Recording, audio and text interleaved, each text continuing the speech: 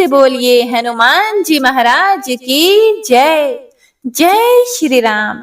हे प्रभु, आपने प्रभु श्री राम के इतने बड़े बड़े काम किए, हम भी तो आपके भक्त हैं, हम सबका भी उद्धार कीजिए।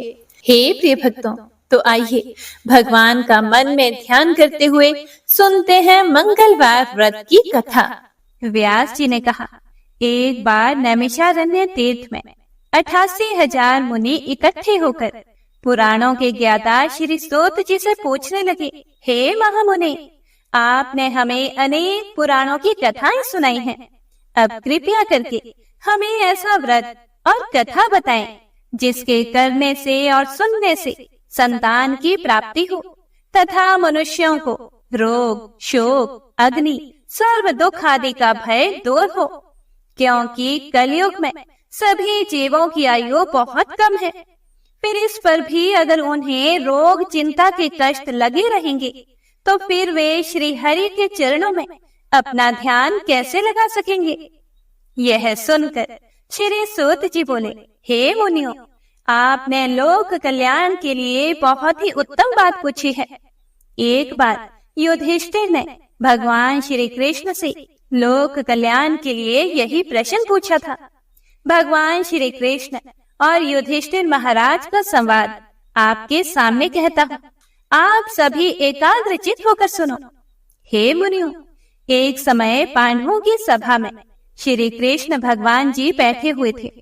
तब युधिष्ठिर महाराज ने भगवान श्री कृष्ण से पूछा, हे प्रभु, हे गोविंद, आपने मेरे लिए अनेकों कथाएं सुनाई हैं, आप कृपया करके आज ऐसा कोई व्रत या कथा सुनाएं जिसके करने से मनुष्य को रोग, चिंता का भय समाप्त हो जाए और उसको पुत्र की प्राप्ति हो। हे प्रभु, बिना पुत्र के जीवन व्यर्थ है। पुत्र के बिना मनुष्य नरकगामी होता है। पुत्र के बिना मनुष्य पितृ ऋण से छुटकारा नहीं पा सकता और ना ही उसका पुनर्ग नामक नरक से उद्धार हो सकता है। इसीलिए आप कृपया करके पुत्रदायक कोई व्रत बताएं। फिर भगवान श्री कृष्ण बोले, हे राजन, मैं एक प्राचीन इतिहास सुनाता हूँ, आप उसे ध्यान पूर्वक सुनो। कुंडलपुर नाम का एक नगर था, उसमें नंदा नामक एक ब्राह्मण रहता था। भगवान की कृपा से उसके पास सब कुछ था, फिर भी वह दुखी था। उसके दुखी होने का कारण यह था कि ब्राह्मण की जो पत्नी सुनंदा थी, उनके कोई संतान नहीं हुई। सुनंदा एक पतिव्रता स्त्री थी। वह भक्ति पूर्वक श्री हनुमान जी की आराधना करती थी। वह सदैव मंगलवार के दिन व्रत करके अंत में भोजन बनाकर हनुमान जी का भोग लगाने के बाद ही स्वयं भोजन करती थी। एक बार मंगलवार के दिन ब्राह्मणी घर के कामों की अधिकता के कारण हनुमान जी को भोग ना लगा सकी, तो इस पर उसे बड़ा दुख हुआ। उसने कुछ भी नहीं खाया और जब वह सोने लगी तब उसने अपने मन में प्रण किया कि अब तो अगले मंगलवार को ही हनुमान जी का भोग लगाकर वह अन्न जल ग्रहण करेगी, और ऐसा प्रण करके वह भूखी ही सो गई। हे प्रिय भक्तों, ब्राह्मणी सुनंदा प्रतिदिन भोजन बनाती, श्रद्धा पूर्वक पति को खिलाती, परंतु स्वयं भोजन नहीं करती और मन ही मन श्री हनुमान जी की आराधना करती थी। इसी प्रकार 6 दिन बीत गए और ब्राह्मणी सुनंदा अपने निश्चय के अनुसार भूखी प्यासी निराहार रही। अगले मंगलवार को ब्राह्मणी सुनंदा प्रातः काल ही बेहोश होकर गिर पड़ी। हे प्रिय भक्तों, ब्राह्मणी सुनंदा की इस असीम भक्ति के प्रभाव से श्री हनुमान जी बहुत प्रसन्न हुए और प्रकट होकर बोले, हे सुनंदा, मैं तेरी भक्ति से बहुत प्रसन्न हूँ, उठो और मुझसे कोई वर मांगो।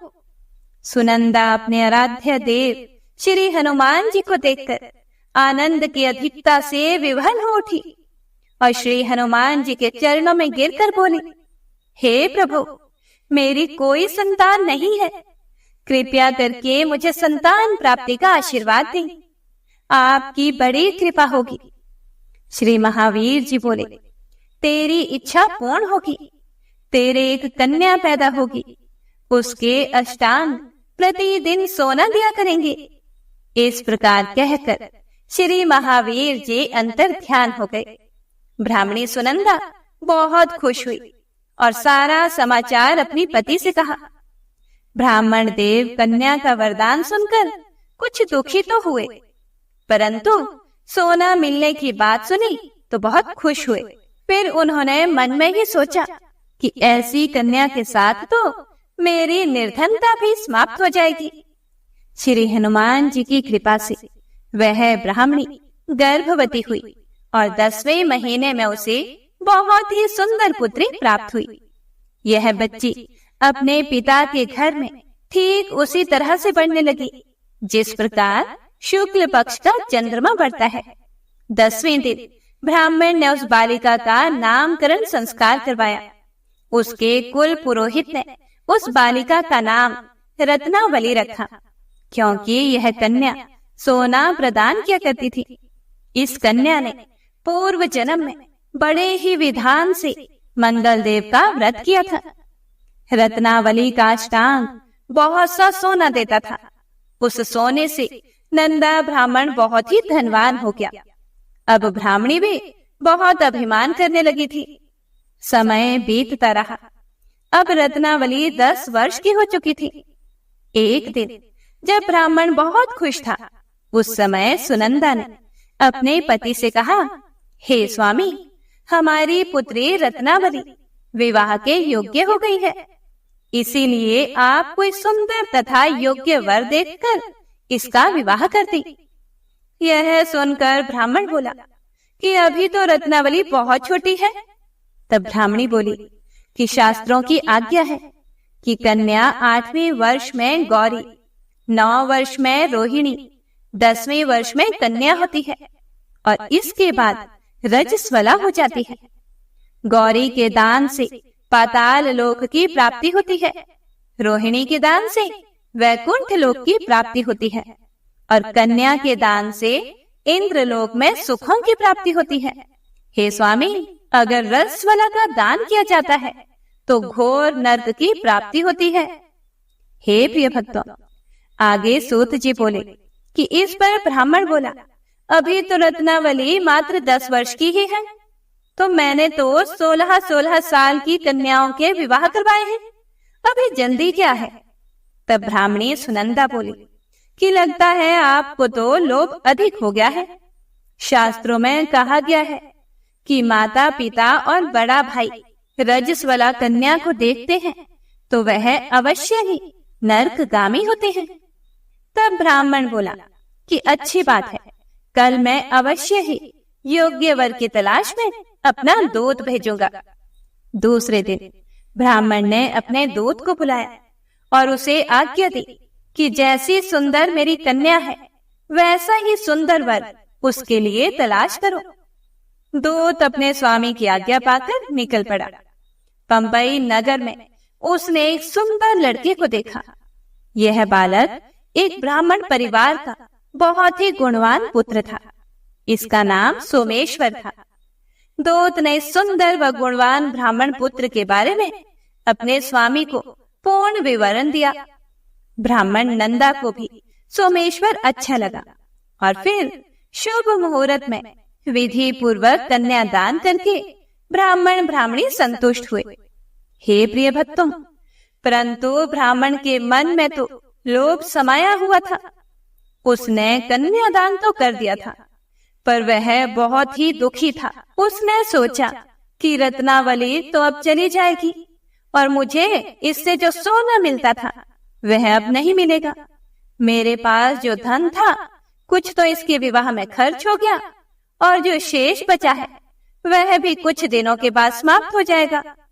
मैंने तो इसका विवाह करके बहुत बड़ी भूल कर दी है। अब कोई ऐसा उपाय हो कि रत्नावली मेरे घर में ही बनी रहे, अपने ससुराल ना जाए। लोभ रूपी राक्षस ब्राह्मण के मस्तिष्क पर छाता जा रहा था। रात भर अपनी शैया पर बेचैनी से करवटें बदलते बदलते उसने एक बहुत ही क्रूर निर्णय लिया। हे प्रिय भक्तों, उसने सोचा कि जब रत्नावली को लेकर उसका पति सोमेश्वर अपने घर के लिए जाएगा तो वह रास्ते में छिपकर सोमेश्वर का वध कर देगा और अपनी लड़की को अपने घर ले आएगा, जिससे नियमित रूप से उसे सोना भी मिलता रहेगा और समाज का कोई मनुष्य उसे दोष भी नहीं दे सकेगा। प्रातः काल जब हुआ तो नंदा और सुनंदा ने अपने जमाई तथा लड़की को बहुत सारा धन देकर विदा किया। सोमेश्वर अपनी पत्नी रत्नावली को लेकर ससुराल से अपने घर की तरफ चल दिया। सूत जी बोले, हे मुनियों, ब्राह्मण नंदा महालोभ के वशीभूत होकर अपनी मति खो चुका था। पाप पुण्य का उसको कोई भी विचार नहीं रहा। अपने भयानक व क्रूर निर्णय को कार्य रूप देने के लिए उसने अपने दूत को रास्ते में अपने जमाई का वध करने के लिए भेज दिया, ताकि रत्नावली से प्राप्त होने वाला सोना उसे हमेशा मिलता रहे और वो कभी भी निर्धन ना हो। ब्राह्मण के दूत ने अपने स्वामी की आज्ञा का पालन करते हुए उसके जमाई सोमेश्वर का रास्ते में ही वध कर दिया। समाचार प्राप्त करके ब्राह्मण नंदा रास्ते में पहुंचा और रोती हुई अपनी पुत्री रत्नावली से बोला, हे पुत्री, रास्ते में लुटेरों ने तेरे पति का वध कर दिया है। भगवान की इच्छा के आगे किसी का कोई वश नहीं चलता। अब तो घर चल, वहां पर ही रहकर शेष जीवन व्यतीत करना। जो भाग्य में लिखा है वही होगा। अपने पति की अकाल मृत्यु से रत्नावली बहुत दुखी हुई। करुण क्रंदन व रुदन करते हुए अपने पिता से बोली, हे पिताजी, इस संसार में जिस स्त्री का पति नहीं है उसका जीना व्यर्थ है। मैं अपने पति के साथ ही अपने शरीर को जला दूंगी और सती होकर अपने इस जन्म को, माता पिता के नाम को तथा सास ससुर के यश को सार्थक करूंगी। ब्राह्मण नंदा अपनी पुत्री रत्नावली के वचनों को सुनकर बड़ा दुखी हुआ। वह सोचने लगा कि मैंने व्यर्थ में ही जमाई का वध करके इतना बड़ा पाप अपने सिर ले लिया। रत्नावली तो उसके पीछे अपने प्राण तक देने को तैयार है।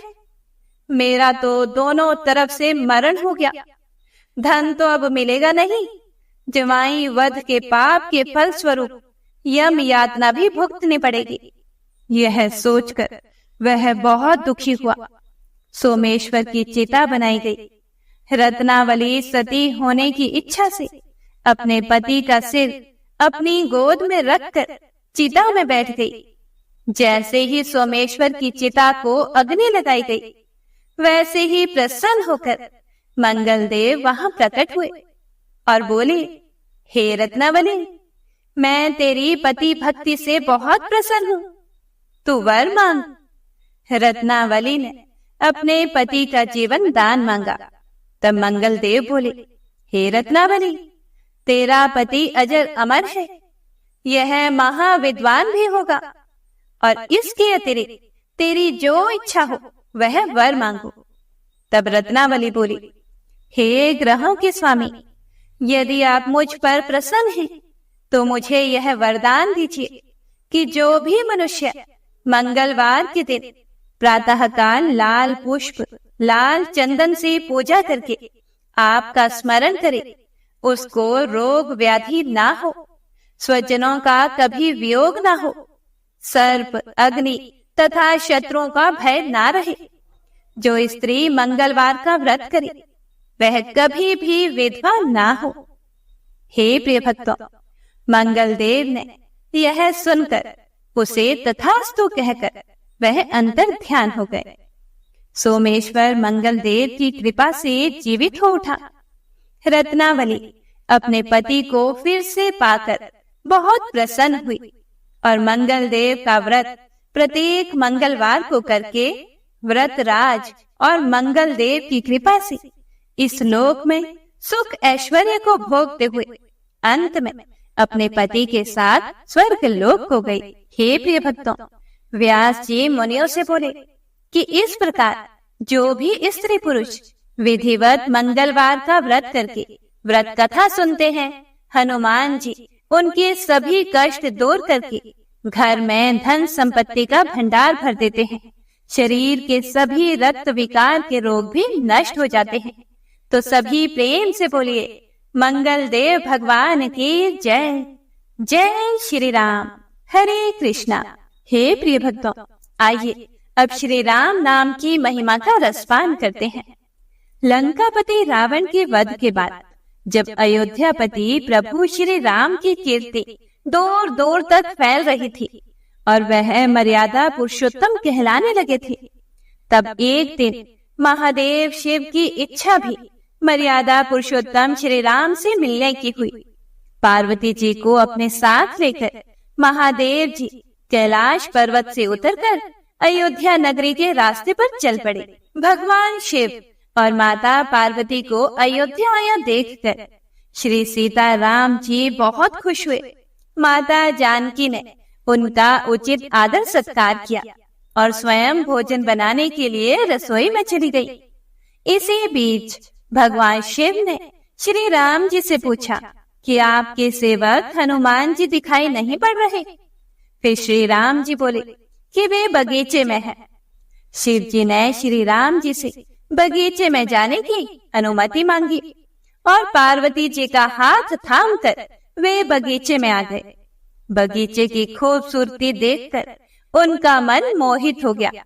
आम के एक घने वृक्ष के नीचे हनुमान जी दिन दुनिया से बेखबर गहरी नींद में सोए हुए थे और एक लय में खर्राटे से राम नाम की ध्वनि उठ रही थी।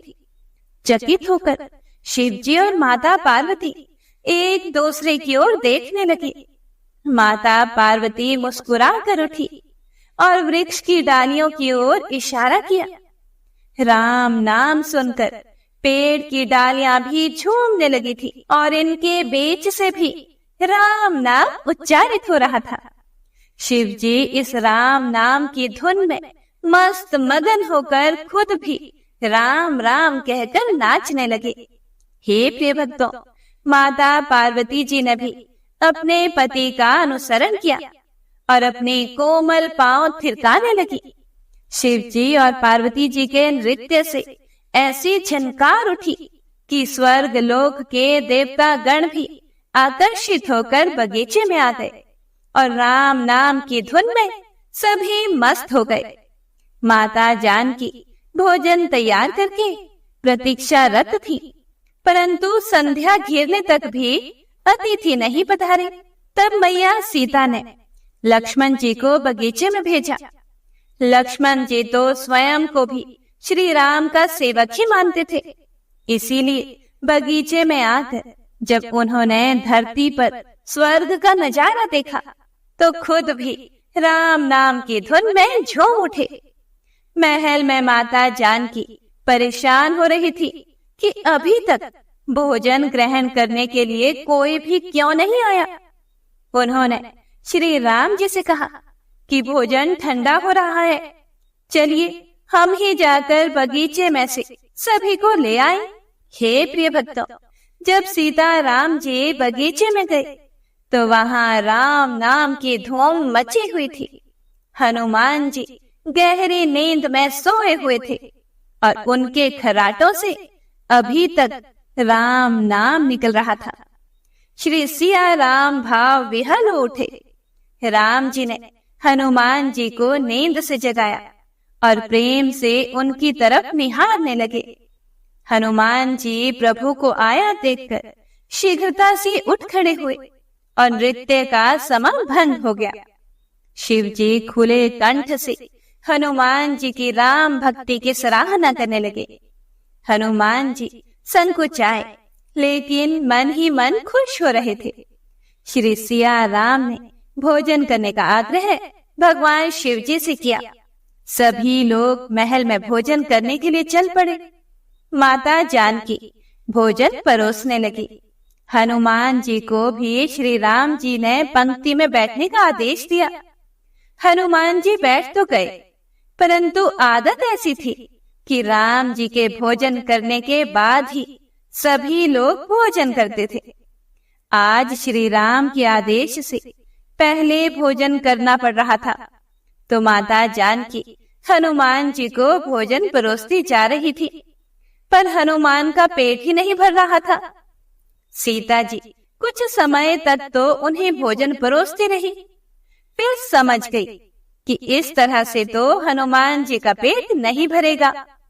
उन्होंने तुलसी के एक पत्ते पर राम नाम लिखा और भोजन के साथ हनुमान जी को परोस दिया।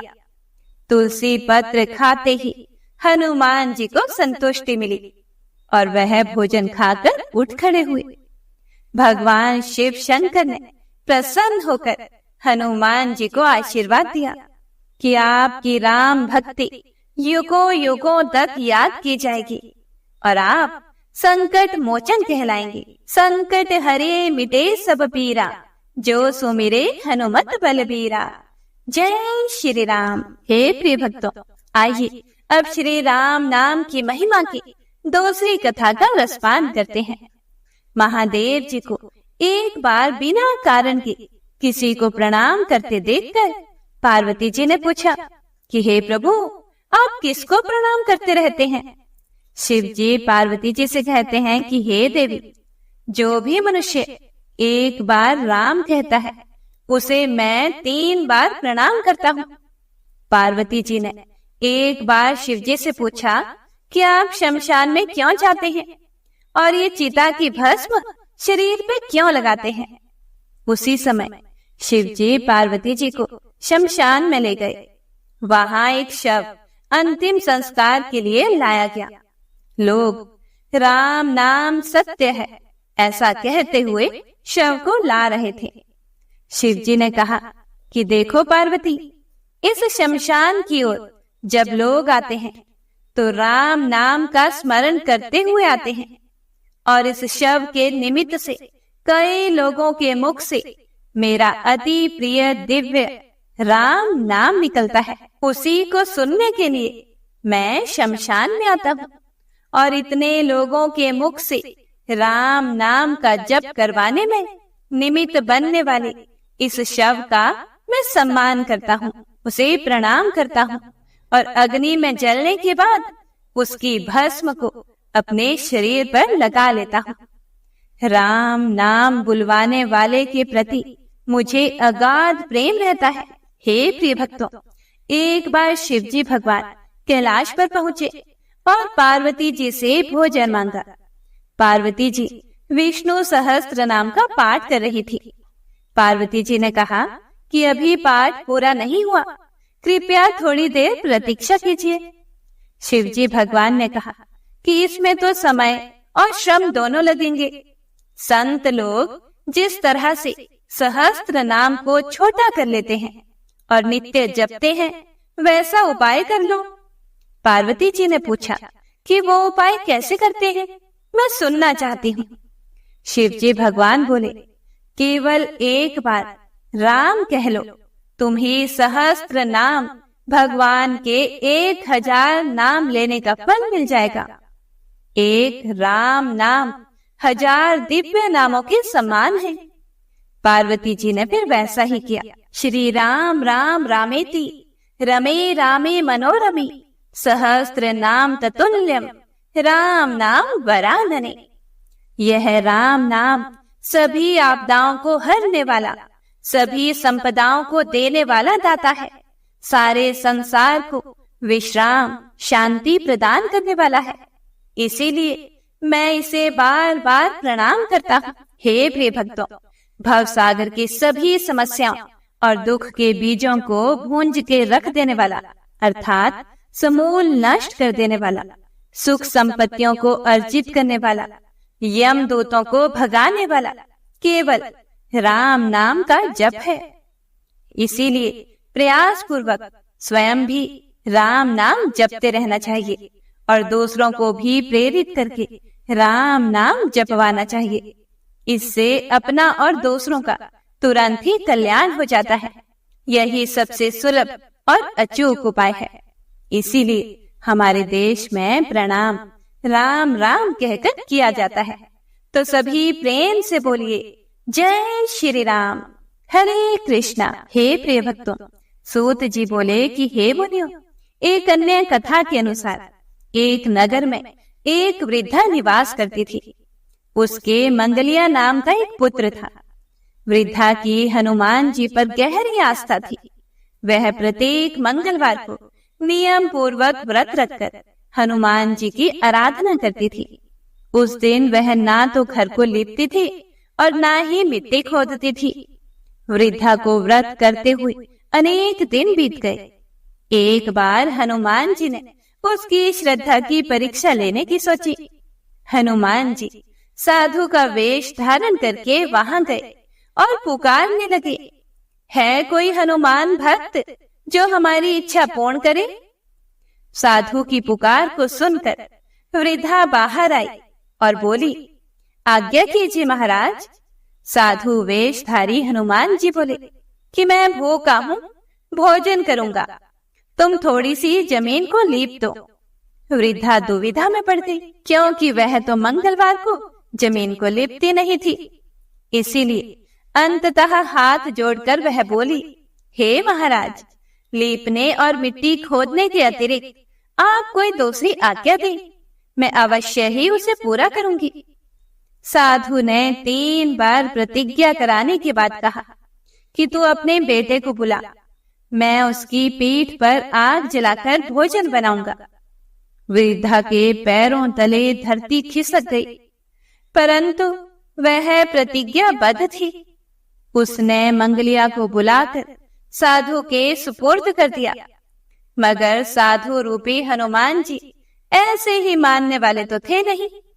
उन्होंने वृद्धा के हाथों से ही मंगलिया को पेट के बल लिटवाया और उसकी पीठ पर आग जलवाई। आग जलाकर दुखी मन से वृद्धा अपने घर के अंदर चली गई। इधर भोजन बनाकर साधु ने वृद्धा को बुलाकर कहा कि मंगलिया को पुकारो ताकि वह भी आकर भोग लगा ले। इस पर वृद्धा बहते आंसुओं को पोंछकर बोली, उसका नाम लेकर मुझे और कष्ट ना पहुंचाओ। लेकिन जब साधु महाराज नहीं माने तो वृद्धा ने मंगलिया को आवाज लगाई और उसे आवाज लगाते ही पुकारने की देर थी कि मंगलिया दौड़ा दौड़ा आ पहुंचा।